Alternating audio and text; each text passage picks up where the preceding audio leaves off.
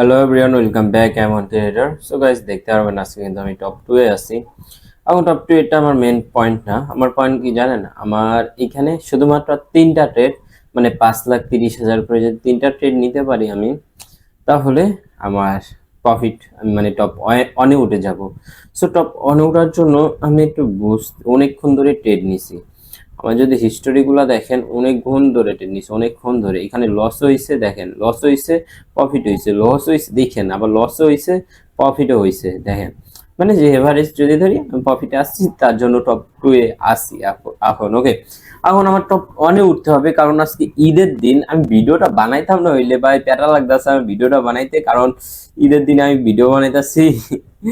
ওকে, আপের জন্য নিব, আপের জন্য। ওকে, 2 3। এটা যদি লস খাই, আমি নেক্সট 6টা ট্রেড নিব একসাথে। দেখা যাক, এখান থেকে আমার লস আসার সম্ভাবনা একটু কম আছে, মানে রিস্ক আছে এখানে। আমি তাও রিস্ক আছে, তাও আমি ট্রেডটা নিলাম। দেখেন ডাউনের দিকে আসার পর, মানে ব্যাক টু ব্যাক 2টা গ্রিন ক্যান্ডেল হয় নাই। মানে সব মার্ক এতগুলা যে হলো পজিশনে 2টা গ্রিন ক্যান্ডেল হয় নাই, যেটা এখানে হয়েছে। এখানে হওয়ার পর একটা রেড ক্যান্ডেল হয়েছে, রেড ক্যান্ডেল হওয়ার পর এখানে ক্লোজ দিয়েছে। সো এইখান থেকে অবশ্যই একটু হয়তো ইরোড ক্যান্ডেল হওয়ার কথা, নয়তো এটা গ্রিন ক্যান্ডেল হওয়ার কথা। ওকে, সো মানে শর্ট ক্যান্ডেল হবে, নয়তো গ্রিন ক্যান্ডেল হবে এইখানে। আমি বুঝতে পারছি, আমার যতটা অ্যানালাইসিসে বাদ ছিল। সো এটা আমার নেগেটিভে, সো লস হয়ে গেছে। আমার 6টা ট্রেড নিতে হবে এখন। ওকে, 1 2 3 4 5 6 7টা ট্রেড নিয়ে নিছি। ওকে, দেখা যাক এখন কি হয়। আমার লসের থেকে আমি ভয় পাই না। আমি যখন টার্গেট নিই যে আজকে লিডার বোর্ড টপ 1 এ উঠবো, আমি ওইটাকেই যে ভয় পাই। আমার টার্গেটটা আমার পূরণ হইতেছে না, আমি ওইটাকেই মানি। আমার টার্গেটটা পূরণ করতে হবে।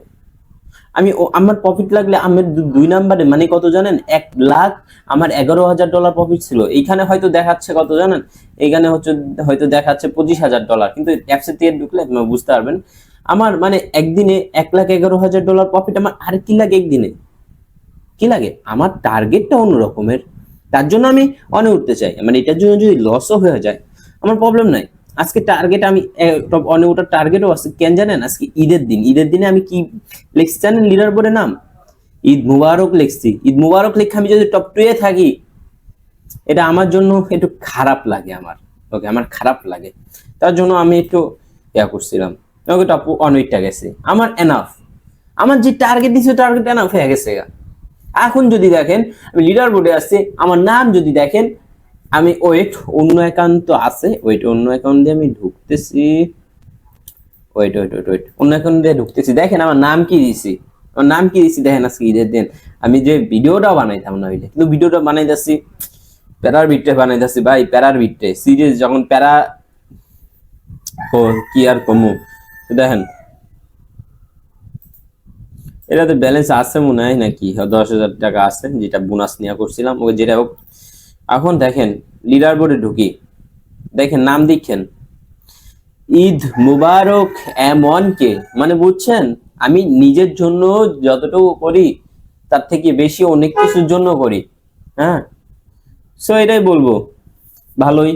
এখন আজকে আরেকজন নাম দিছে ঈদ, এই যে মেগা ট্রেডারও নাম দিছে ঈদ মুবারক। মানে মানে অনেক দুজন ভাই ব্রাদার আছে, কিন্তু সবাই দেয় নাই। সবাই দিলাম, আজকের দিনটা অনেক ভালো লাগলো।